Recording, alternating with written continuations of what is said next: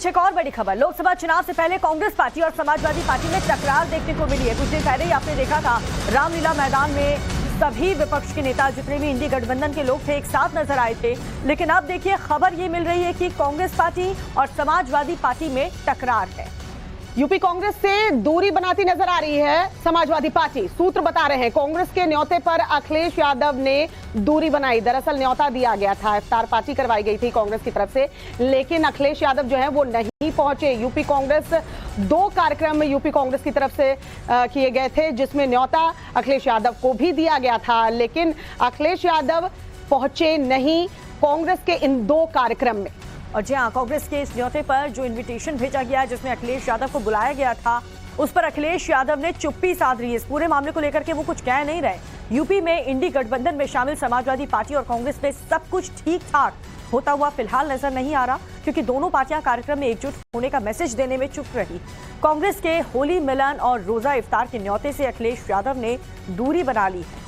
पहले भी देखा होगा उत्तर प्रदेश में जब समाजवादी पार्टी कांग्रेस से बातचीत करना चाह रही थी सीटों के बंटवारों को लेकर, उस वक्त भी ये रार देखने को मिली थी। और अब दोनों पार्टियों के न्योते तो मिले, लेकिन अखिलेश यादव ने दूरी बना ली। अब इस दूरी की वजह क्या है ये तो आने वाले दिनों में ही पता चल पाएगा। एक और बड़ी खबर इस बीच आपको बता दें, यूपी में सपा कांग्रेस गठबंधन में फूट का इशारा लग रहा है। कांग्रेस उम्मीदवारों का अंदर खाने विरोध किया जा रहा है। आपको बता दें कई सीटों पर समाजवादी पार्टी की स्थानीय इकाई कर रही है विरोध। सपा नेताओं की दलील, कांग्रेस के उम्मीदवार काफी कमजोर हैं। उत्तर प्रदेश में गठबंधन में सीट बंटवारे के तहत समाजवादी पार्टी ने कांग्रेस को 17 सीटें पर लड़ने के लिए दिए थे, लेकिन कई जगहों पर सपा की स्थानीय इकाइयां दलील दे रही हैं कि कांग्रेस की लिस्ट में कोई मजबूती नहीं दिख रही है, कोई भी कैंडिडेट, स्ट्रॉन्ग कैंडिडेट नहीं दिख रहा। सूत्र ये भी बता रहे हैं कि समाजवादी पार्टी के रुख से साफ है कि पार्टी ने कांग्रेस का साथ सिर्फ मुस्लिम वोट बैंक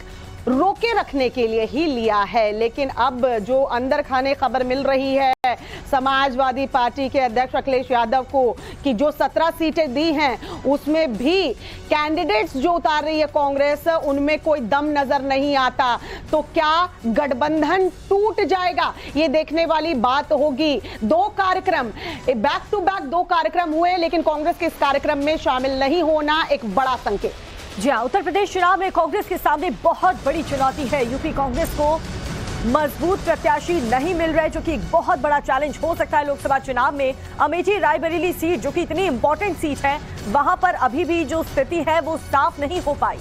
गांधी परिवार के लड़ने पर सस्पेंस अभी भी बरकरार है और वहीं स्मृति ईरानी खुले तौर पर चैलेंज कर रही हैं कि गांधी परिवार कहां गायब है। अमेठी और रायबरेली सीट क्या गांधी परिवार इस बार जाने देगा अपने हाथों से, यह भी सवाल जो है वो बना हुआ है।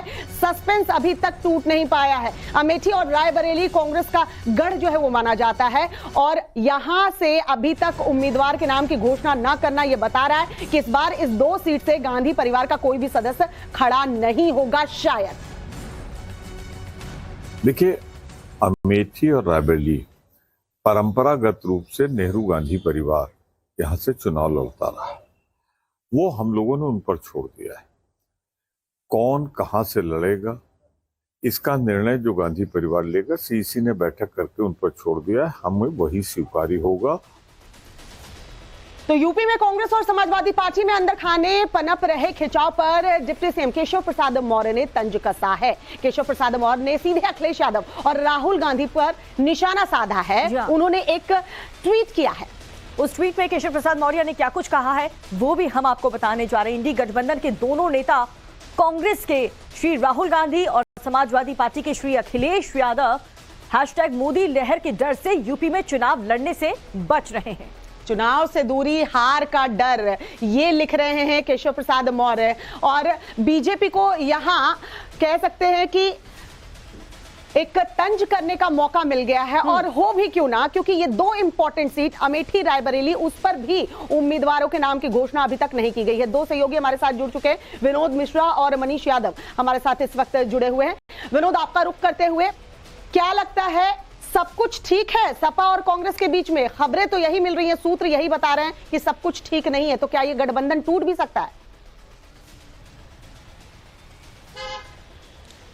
देखिए, गठबंधन टूट जाएगा ये कहना थोड़ा जल्दबाजी होगा, लेकिन ये जरूर कह सकते हैं कि एक फॉर्मेलिटी है ये गठबंधन, क्योंकि जमीन पर दोनों के बीच, दोनों पार्टियों के कार्यकर्ताओं के बीच कोई समानता, कोई एकजुटता दिखाई नहीं दे रही है। जिस तरीके से अखिलेश यादव बार बार कांग्रेस के कार्यक्रमों को से दूरी बना रहे हैं, जिस तरह से जो कांग्रेस ने कैंडिडेट्स उतारे हैं उनका समर्थन जमीन पर समाजवादी पार्टी के कार्यकर्ता उस तरीके से नहीं कर रहे हैं, तो ये लगता है कि ये बस जो गठबंधन है ये औपचारिकता बस रह गई है। कांग्रेस को उत्तर प्रदेश में समाजवादी पार्टी ने 17 सीटें दी थी। कांग्रेस ने उसमें से कुछ ही सीटों पर कैंडिडेट्स उतारे हैं और वो भी कोई दमदार या मजबूत चेहरे नहीं है। अखिलेश यादव पहले भी कहते थे कि कांग्रेस अपने दमदार मजबूत कैंडिडेट्स को लेकर आए, वो उनको टिकट जरूर देंगे, लेकिन गठबंधन का एक दबाव था और 17 सीटों का अनाउंसमेंट कैंडिडेट से पहले करना पड़ा। अखिलेश कहते थे पहले कैंडिडेट्स लाओ फिर गठबंधन होगा, लेकिन चूंकि पार्टी का दबाव था कांग्रेस का और दोनों की मजबूरियां थी गठबंधन में आने की, लिहाजा बिना कैंडिडेट्स के ही गठबंधन हो गया। विनोद, और स्थिति साफ ना होने की वजह से, मजबूत कैंडिडेट ना होने की वजह से मुश्किल तो होगा लोकसभा चुनाव में बीजेपी का सामना करना। लेकिन मनीष, अभी कुछ दिन पहले केजरीवाल की गिरफ्तारी के विरोध में ये दोनों नेता एक साथ नजर आए थे, लेकिन अब अगर चुनाव लड़ने की बात हो तो इतनी ज्यादा टकरार, क्या इस टकरार के साथ बीजेपी का सामना कर पाएगी कांग्रेस पार्टी और समाजवादी पार्टी? देखिए, नतीजे जरूर इंपैक्ट करेंगे क्योंकि गठबंधन मजबूती के लिए होता है, लेकिन यहाँ पर मजबूरी नजर आ रही है। अखिलेश यादव की मजबूरी ये थी कि अगर कांग्रेस के साथ गठबंधन नहीं होता तो मुस्लिम तबके में एक संदेश जाता, वोटों में बिखराव होता, नतीजा न तो समाजवादी पार्टी को फायदा पहुंचता न कांग्रेस को फायदा पहुंचता। इसलिए मजबूरी में ये गठबंधन हो तो गया, लेकिन अब इसे निभाने को लेकर जितनी प्रतिबद्धता सपा और कांग्रेस के नेताओं में दिखनी चाहिए वैसी दिख नहीं रही है। लगातार सीटों को लेकर विवादों का दौर रहा। कौन बॉस होगा यूपी में इस गठबंधन का, इसको लेकर कांग्रेस ने लगातार सवाल खड़े किए। अब न तो रोजा इफ्तार में अखिलेश यादव पहुंच रहे हैं, न होली मिलन समारोह में उनकी मौजूदगी रह रही है, तो मनसा साफ है। समाजवादी पार्टी की जो स्थानीय इकाई है वो हजम नहीं कर पा रही है। एक तो 17 सीट आपने गठबंधन को दे दी, कांग्रेस के हिस्से में आ गई, वहां पर समाजवादी पार्टी खत्म हो गई। लोकसभा चुनाव में जो समीकरण बन रहे थे, जो प्रत्याशी तैयारी कर रहे थे, उनका जो मनोबल है उस पर असर पड़ा है, क्योंकि कांग्रेस के उम्मीदवार उतने मजबूत नहीं है, उतने दमदार नहीं है जितनी वहां पर जरूरत है। तो ऐसे में 17 सीट तो ये गवा दी। रायबरेली, अमेठी जैसे महत्वपूर्ण सीटों पर भी कांग्रेस अभी तक उम्मीदवार तय नहीं कर पाई है। अगर राहुल और प्रियंका वहां से चुनाव नहीं लड़ते तो स्थिति क्या बनेगी, उसके लिए कांग्रेस के पास कौन से नेताओं के नाम है वो तय नहीं हो पा रहा है। तो एक तरीके से अकाल है प्रत्याशियों के नामों का, और उस दौर में समाजवादी पार्टी को दिक्कतों का सामना करना पड़ रहा है क्योंकि उसका एलआई बहुत कमजोर है। तो यूपी इकाई को एकदम अखिलेश यादव ने मैसेज साफ दे दिया है कि यहां पर यूपी में जिन सीटों पर समाजवादी पार्टी को चुनाव लड़ना है वो अपने पर फोकस करेंगे। स्थानीय इकाई को मैसेज जरूर दिया है कि अगर कांग्रेस नेता समर्थन मांगते हैं तो ठीक है, बाकी बहुत ज्यादा उत्साह, बहुत ज्यादा उमंग गठबंधन को लेकर न सपा खेमे में नजर आ रहा है, न उतना कांग्रेस के कार्यकर्ताओं में देखा जा रहा है। मतलब मैसेज एक ही है कि अपना अपना देखिए, हम अपना देखेंगे, आप अपना देखिए।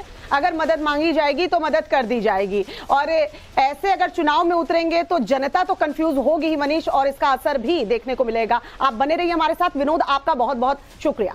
एक और बड़ी खबर आपको बता दी, जिसमें मौलाना सज्जाद नोमानी की राहुल गांधी को चिट्ठी, जिसमें राहुल को लोकतंत्र विरोधी ताकत से लड़ने की सलाह दी गई है। भारत एक नाजुक मोड़ पर है, कहा है मौलाना नोमानी ने। भारत को नकारात्मक शक्ति से खतरा है। ये तमाम बातें चिट्ठी में लिखी गई हैं। कांग्रेस के कई लोग राहुल गांधी के साथ नहीं हैं। राहुल और कांग्रेस मुसलमानों के पक्ष में आए, यहाँ ये चिट्ठी लिखी गई है और राहुल गांधी से अपील की गई है कि मुसलमानों के पक्ष में आए।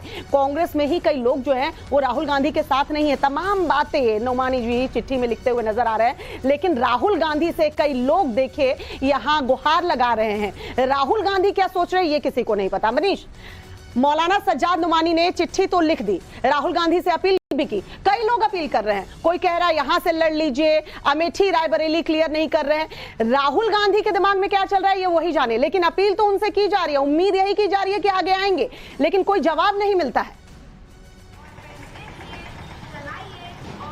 देखिए, बिल्कुल, और नोमानी की दुविधा भी है। वो कह रहे हैं कि आप लगातार भाषण देते हैं, आप मोहब्बत की दुकान चलाते हैं, सभी वर्गों को शामिल करते हैं, लेकिन आपके जितने भी भाषण रहे हैं उसमें कहीं भी आपने मुसलमान शब्द का प्रयोग नहीं किया है। तो आपको मुसलमान शब्द से दूर रखने की सलाह देने वाले वो कौन लोग हैं? वो आपकी राजनीति को नुकसान पहुंचाना चाहते हैं। तो आपत्ति उनकी इस बात को लेकर है कि अल्पसंख्यक तबके को लेकर कांग्रेस का जो रवैया होना चाहिए था, जो नीति होनी चाहिए थी, जिस नजरिए से राहुल गांधी को मुसलमानों को देखना चाहिए था, वो नजरिया अब राहुल गांधी की आंखों में रहा नहीं है। तो ऐसे में बातचीत की इच्छा भी उन्होंने जताई है सज्जाद नोमानी ने कि वो राहुल गांधी से बातचीत करने को उत्सुक है। एक पत्र लिखा है कई सारे सवाल उन्होंने खड़े किए हैं, तो उसका समाधान देते हुए ये भी कहा है कि आपको हमारे प्रति नजरिया बदलना पड़ेगा। अगर आप मोहब्बत की दुकान खोलते हैं तो उसमें सारे वर्गों को साथ लेकर आपको चलना पड़ेगा। उसमें दलित होंगे, पिछड़े होंगे और अल्पसंख्यक भी होंगे। तो आपत्ति अब मुस्लिम समाज की ओर से उठी है। उन्हें लग रहा है कि उनकी सियासत में जो जगह होनी चाहिए थी और कांग्रेस के ऊपर ये जिम्मेदारी थी, उस जगह को बरकरार रखने की वैसी जगह अब रही नहीं है। और हम देख भी रहे हैं कि जितनी सेक्युलर पार्टियां हैं और इंडी गठबंधन के जो हिस्सेदार हैं, उसमें अल्पसंख्यक तबके को जिस पैमाने पर राजनीतिक नुमाइंदगी दी जाती थी, टिकट बंटवारे में उनका योगदान हुआ करता था, बड़े बड़े नाम हुआ करते थे, अब वो चंद नामों पर सीमित। लेकिन मनीष, अगर वजह जानने की कोशिश करें कि क्यों कांग्रेस पार्टी खुल करके, जिस तरीके से पिछले चुनावों में हमने देखा है कि मस्जिद भी राहुल गांधी जाते थे, मौलानाओं से भी मिलते थे, मुसलमान परिवारों से भी मुलाकात करते थे, तो क्या उन पिछले चुनाव से सबक लेते हुए राहुल गांधी इस बार बचते हुए नजर आ रहे हैं? देखिए, बिल्कुल अभी तक रोजा इफ्तार एक बड़ी परंपरा हुआ करती थी, जिसमें हम देखते थे कि सेक्युलर पार्टियों के नेता, वहां के निजाम टोपी पहना करते थे। लेकिन एक तस्वीर आई, कल समाजवादी पार्टी के मुखिया अखिलेश यादव पहुंचे, मौलाना खालिद फिरंगी रशीद महली के यहाँ रोजा इफ्तार था, लेकिन टोपी नदारत थी, लाल टोपी पहने हुए थे। कांग्रेस कार्यालय में रोजा इफ्तार रखा गया था, वहां पर उन्हें पहुंचना था, लेकिन वहां पर वो नहीं पहुंचे। तो कमोबेश बदलती राजनीति जिस दिशा में जा रही है, जब 80% की बात हो रही है तो 20% को नजरअंदाज करके लड़ाई उसी 80% में हो, ऐसी कोशिश कांग्रेस की भी है और समाजवादी पार्टी भी उस रेस में आगे बढ़ती हुई नजर आ रही है। और बीजेपी के प्रवक्ता आलोक अवस्थी इस वक्त हमारे साथ फोन लाइन पर जुड़ चुके हैं। आलोक जी, खुले तौर पर राहुल गांधी से नोमानी जी कह रहे हैं कि आप मुसलमानों की बात क्यों नहीं कर रहे हैं, मोहब्बत की दुकान तो खोल रखी है, हमारे बारे में भी बात कीजिए। लेकिन यहां राहुल गांधी इस बार देखा जा रहा है, लोकसभा चुनाव से पहले बचते नजर आ रहे हैं। वजह आपको क्या लगती है? एक तरफ तो पीडीए की बात करते हैं यूपी में, अब आप अल्पसंख्यक से दूरी बना रहे हैं। आलोक अवस्थी जी,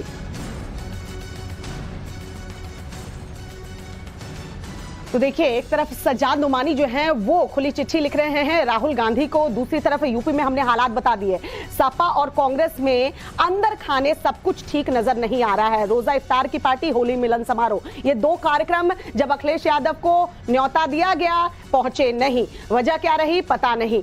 और दूसरी तरफ सज्जाद नुमानी जो कि चिट्ठी लिखते हैं और कहते हैं राहुल गांधी से कि आप हमारी बात क्यों नहीं करते, आप हमसे बात कीजिए, मुसलमानों की बात कीजिए, हमारे मुद्दों को उठाइए। अब देखना यह होगा कि राहुल गांधी की तरफ से रिएक्शन क्या आता है। बिल्कुल, तो मनीष हमारे साथ बने हो। मनीष, इतना बड़ा चुनाव देश में होने जा रहा है, लेकिन अगर कांग्रेस पार्टी की बात करें तो कोई भी ठोस मुद्दे के साथ जमीन पर उतरती हुई अभी भी उतरती हुई नजर नहीं आ रही कांग्रेस पार्टी। बहुत बड़ा नुकसान झेलना पड़ सकता है ऐसे में। देखिए, उत्तर प्रदेश की तस्वीर जरा समझ लीजिए। जब राहुल गांधी न्याय यात्रा लेकर निकले थे तो अमेठी जो उनका गढ़ हुआ करता था, वहां पर पैदल लोगों से मिला करते थे। इतनी पहचान थी कि जब दौरे हुआ करते थे तो बड़ी भीड़ इकट्ठी हो जाया करती थी। लेकिन इस बार तस्वीर ऐसी देखने को मिली कि न तो राहुल गांधी गाड़ी से उतरे, न वो जन समर्थन उन्हें मिला जो अमेठी की जनता उन्हें दिया करती थी। अमेठी लगातार दौरे हो रहे हैं, उसमें भी कांग्रेसी कार्यकर्ता बड़े हताश और निराश हैं कि यहां पर अभी तक प्रत्याशी तय न किया जाना कितना नुकसानदेह साबित हो सकता है। तैयारियों को लेकर कार्यकर्ताओं के मनोबल पर असर पड़ सकता है। तो अमेठी की बात नहीं, अमेठी से आगे भी कानपुर वो गए, लखनऊ वो आए। उम्मीद थी कि लखनऊ राजधानी है, कांग्रेस का गढ़ है, जो एलआई है अखिलेश यादव वो यात्रा में शामिल होंगे, लेकिन उन्होंने भी दूरी बना ली। टिकट बंटवारे को लेकर विवाद चल रहा था, लेकिन अखिलेश यादव उनकी न्याय यात्रा में शामिल होने नहीं पहुंचे। हालांकि पश्चिमी उत्तर प्रदेश में जरूर अलीगढ़ और आगरा ऐसी जगह रही जहां पर राहुल गांधी को समाजवादी पार्टी के कार्यकर्ताओं का साथ मिला और यात्रा नजर आई। लेकिन बाकी पूर्वांचल के हिस्सों में वो गए नहीं और मध्य यूपी में जहां से होकर गुजरे वहां पर कांग्रेस की स्थिति क्या है यात्रा में शामिल हुए लोगों ने बता दिया, कार्यकर्ताओं के मनोबल ने बता दिया। और इस स्थिति में जब यूपी में 80 लोकसभा क्षेत्र हैं और ऐसे में दोनों पार्टियों को मेहनत करनी है, अगर दोनों अलग अलग लड़ती हुई दिखाई देंगी, कार्यकर्ताओं को एक दूसरे का साथ नहीं मिलेगा तो वोट ट्रांसफर होना मुश्किल है। और जो इरादे दोनों पार्टियों के नेताओं के हैं कि वो यूपी में बीजेपी को मिशन 80 जो बीजेपी का प्लान है उसमें मात देंगे। बिल्कुल, बिखरा बिखरा विपक्ष कह सकते हैं मनीष, बिखरा बिखरा विपक्ष भरोसा कैसे दिलाएगा जनता को कि हम आपके हक की बात करेंगे, हम आपके लिए खड़े रहेंगे। इसके लिए एकजुटता दिखनी जरूरी है, नहीं तो इंपैक्ट आने वाले चुनाव में देखने को मिलेगा। बहुत बहुत शुक्रिया मनीष तमाम जानकारी के लिए।